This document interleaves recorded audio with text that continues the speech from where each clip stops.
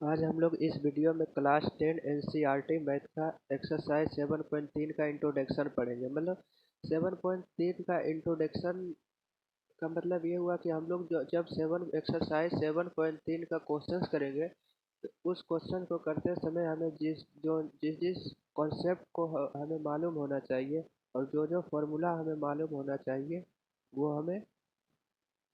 हम लोग इस वीडियो में डिस्कस करेंगे। तो इस वीडियो में डिस्कस करेंगे बेसिकली एक त्रिभुज का क्षेत्रफल और दूसरा संरेख बिंदु। तो हम लोग पहले पढ़ते हैं त्रिभुज के क्षेत्रफल के बारे में। हम लोग इससे पहले क्या पढ़े थे? त्रिभुज का क्षेत्रफल क्या होता है? 1/2 गुना आधार गुना ऊंचाई होता था। आप लोग यही तो पढ़े थे। मतलब 1/2 गुना आधार को बेस कहते थे तो बेस गुना ऊंचाई को हाइट कहते थे गुना एच कहते थे। तो हम लोग त्रिभुज का क्षेत्रफल क्या पढ़े इससे पहले? 1/2 गुना आधार गुना ऊंचाई या 1/2 गुना बेस गुना हाइट 1/2 गुना बी गुना है। लेकिन हम लोग पढ़ रहे हैं क्या? क्लास 10 एक्सरसाइज 7 क्या है? कोऑर्डिनेट ज्योमेट्री है। तो कहीं न कहीं हमें वो जो हम लोग कोई त्रिभुज जैसे देखिए, मान लेते हैं कोई त्रिभुज ए बी सी ये है, शीर्षलम ए बी सी है। अब हम कोऑर्डिनेट ज्योमेट्री पढ़ रहे हैं तो हम कोई बिंदु का निर्देशांक दिया हुआ रहेगा उस त्रिभुज में, उसका क्षेत्रफल हम ज्ञात करेंगे। मान लेते हैं ए का निर्देशांक x1 y1 है, बी का निर्देशांक x2 y2 है और सी का निर्देशांक x3 y3 है। तो त्रिभुज ए बी सी का क्षेत्रफल क्या होगा यदि तीनों शीर्ष का निर्देशांक दिया हुआ हो? तो त्रिभुज ए बी सी का क्षेत्रफल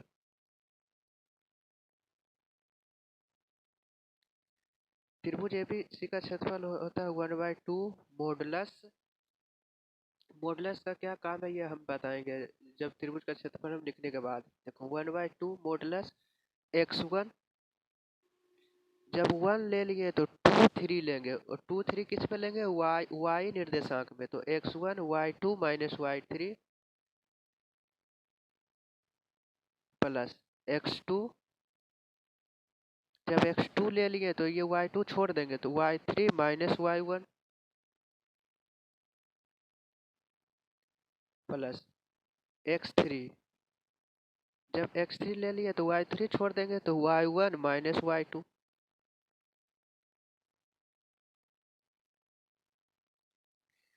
यही है त्रिभुज का क्षेत्रफल यदि तीन बिंदु का निर्देशांक दिया हुआ हो या किसी त्रिभुज में तीन शीर्ष का निर्देशांक दिया हुआ हो तो त्रिभुज एबीसी का क्षेत्रफल बराबर 1/2 modulus x1 y2 minus y3 plus x2 y3 minus y1 plus x3 into y1 minus y2 होता है। हम लोग इस फॉर्मूला कैसे याद रखेंगे? जब x1 लेंगे तो y1 छोड़ देंगे तो y2 माइनस y3 प्लस जब x2 लेंगे तो y2 छोड़ देंगे y3 माइनस y1 लेंगे प्लस जब x3 लेंगे तो y3 छोड़ देंगे तो y1 माइनस y2 होगा। अब इस मॉडुलस के बारे में देखते हैं। कोई भी संख्या मान लेते हैं x, कोई भी पूर्णांक x मान लेते हैं। x का निर्देशांक क्या होगा? सॉरी, x का मान क्या होगा जब x मॉडुलस से निकलेगा? x के अंदर पॉजिटिव में है, धनात्मक है तो ये x ही होगा। जब कोई संख्या मॉडुलस के अंदर नेगेटिव में हो तो वो मॉडुलस एक और नेगेटिव दे देता है। देखो मान लेते हैं ये नेगेटिव इस मॉडुलस का है और ये -1 संख्या है तो भी ये पॉजिटिव संख्या होता है।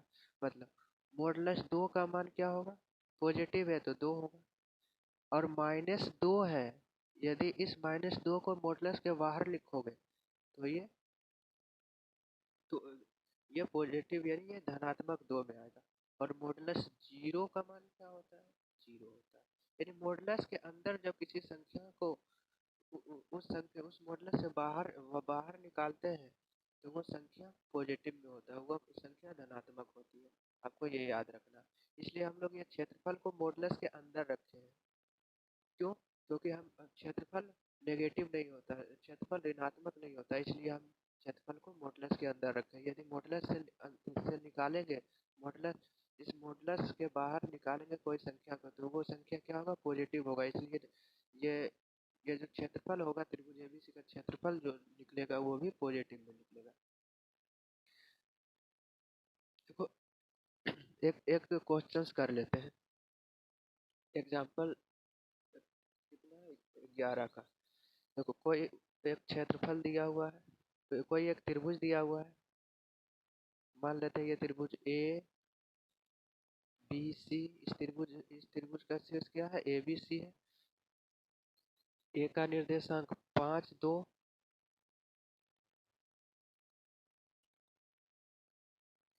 बी का निर्देशांक 4 7 और सी का निर्देशांक 7 -4 है। तो इस त्रिभुज का क्षेत्रफल हमें ज्ञात करना है। इस त्रिभुज का क्षेत्रफल कैसे ज्ञात करेंगे, इस त्रिभुज का क्षेत्रफल क्या होगा, त्रिभुज ए बी सी का क्षेत्रफल, ये क्षेत्रफल को संक्षेप में लिखते हैं 1/2 क्या पढ़े थे, x1 y2 minus y3 x1 into y2 minus y3 plus x2 y3 minus y1 plus x3 y1 minus y2, यही पढ़े थे। देखिए हम इसको x1 y1 मान लेते हैं, इसको x2 y2 मान लेते हैं, बिंदु C के निर्देशांक को x3 y3 मान लेते हैं। तो क्षेत्रफल क्या होगा 1/2, x1 की जगह पर क्या है 5 into y2 minus y3 7 minus y3 क्या है -4 प्लस x2 क्या है x2 4 y3 -4 minus y1 2 plus x3 y1 2 minus y2 7 1/2 into 5 minus minus plus, तो 7 प्लस 4 -4 -2 -6 प्लस 7, 2 में 7 घटाएंगे तो -5 1/2। मॉडुलस के अंदर क्या होगा 7 प्लस 4 11, 11 बचे 55, 6 चौक 24 माइनस प्लस माइनस और 6 चौक 24 माइनस प्लस माइनस 7 बचे 35,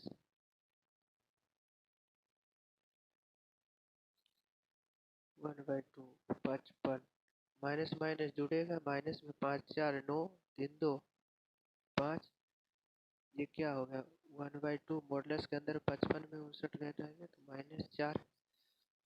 अब मॉडुलस से बाहर निकालेंगे -4 को, तो मॉडुलस से बाहर किसी संख्या को निकालते हैं तो वो पॉजिटिव होता है, तो धनात्मक होता है। वो 2 गुना 4, 2 से 4 कितना बार में कैंसिल होगा 2 बार में। तो इस त्रिभुज एबीसी का क्षेत्रफल कितना हो गया 2 वर्ग इकाई।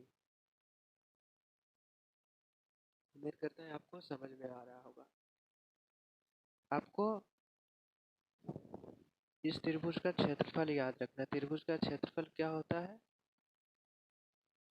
यदि उस त्रिभुज के तीनों शीर्ष दिया हुआ हो, यदि तीनों शीर्ष x1 y मान लेते हैं x1 y1 x2 y2 x3 y3 है, तो त्रिभुज का क्षेत्रफल क्या होगा 1/2 मॉडुलस के अंदर x1 y2 minus y3 plus x2 y3 minus y1 plus x3 into y1 minus y2 होता है। अब हम अगला कंसेप्ट पर आते हैं। देखो यदि 3 बिंदु संरेख हो तो त्रिभुज का क्षेत्रफल क्या होता है 0। तो त्रिभुज का क्षेत्रफल का फॉर्मूला क्या पढ़े थे 1/2 इंटू मॉडुलस के अंदर क्या होगा x1 y2 minus y3 plus x2 y3 minus y1 plus x3 y1 minus y2 बराबर क्या होगा 0। आपको ये याद रखना।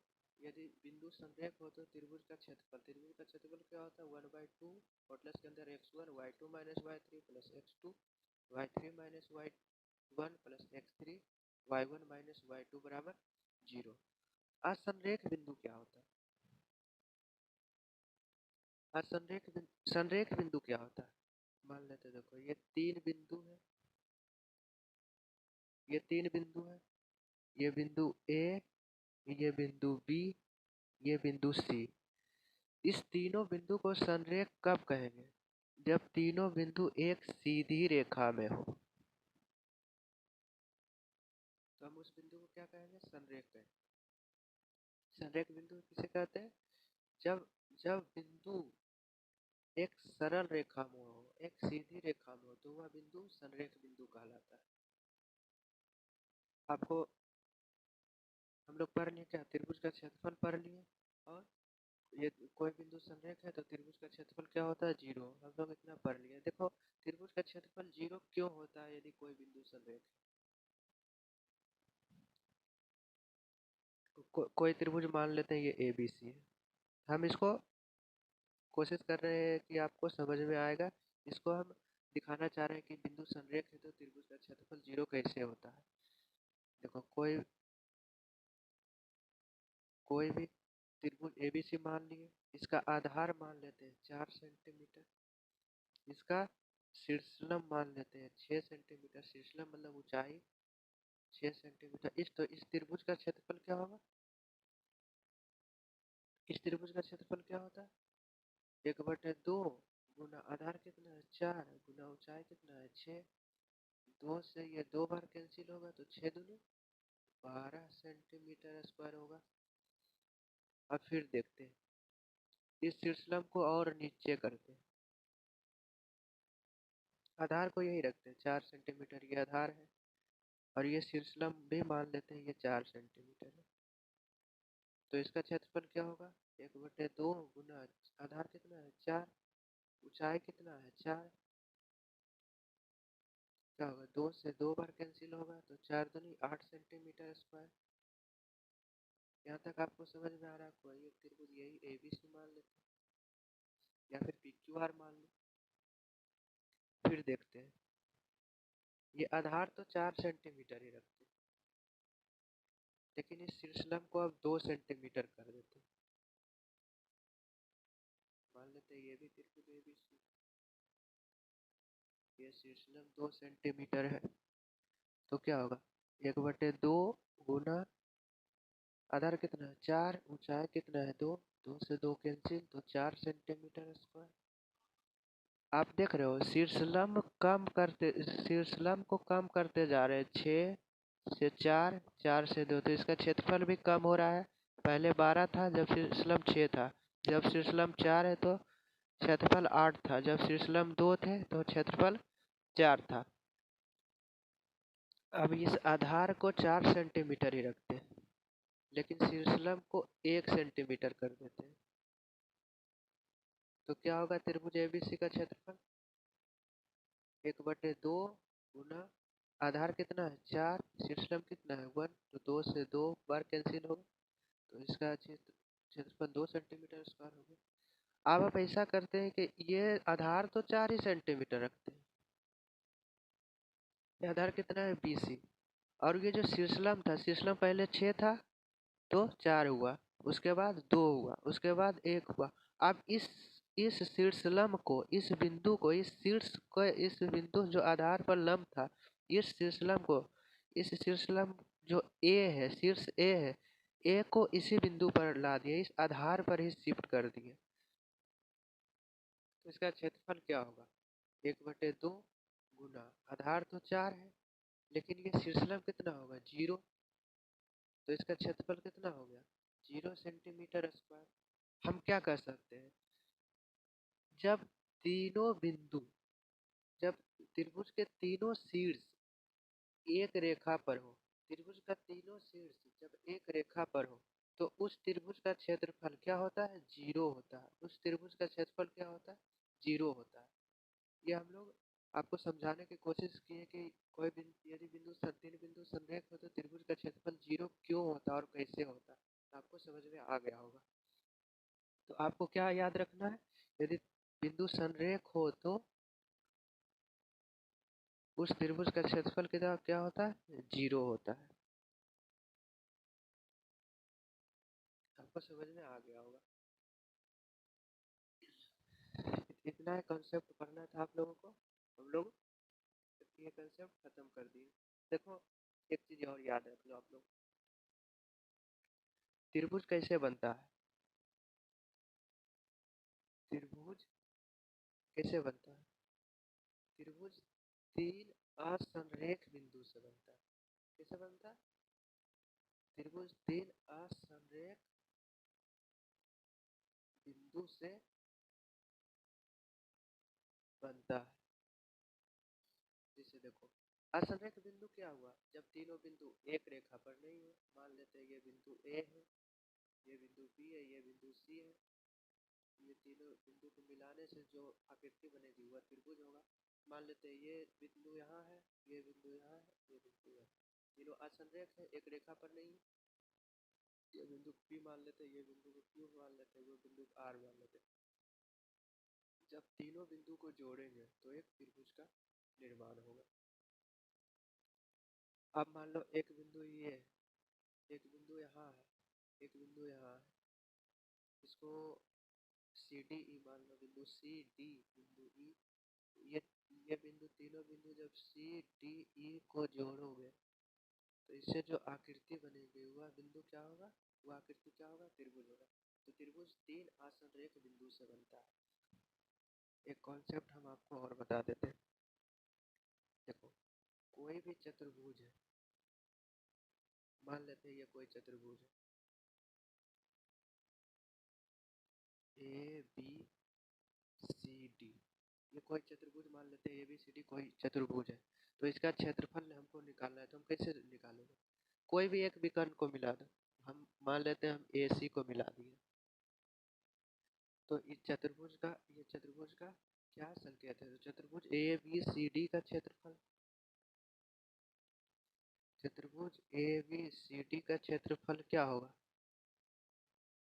ये क्षेत्रफल का संक्षिप्त रूप है, बराबर क्या होगा, त्रिभुज ए डी सी का क्षेत्रफल, त्रिभुज ए डी सी का क्षेत्रफल प्लस ए डी सी होगा और त्रिभुज ए बी सी प्लस त्रिभुज ए बी सी का क्षेत्रफल, ये भी आपको याद रखना है।